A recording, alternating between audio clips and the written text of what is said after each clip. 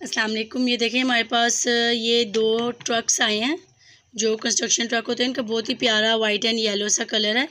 और सेकेंडली इसमें सबसे अच्छी चीज़ ये है कि ये बच्चों के लिए टूल सेट्स में जो स्क्रूल होते हैं उसके ज़रिए ये सारे स्क्रूल खुल जाते हैं। यूजुअली आर्म स्क्रूल से भी खुल जाते हैं, तो बच्चे इसे बना सकते हैं, इसे खोल सकते हैं।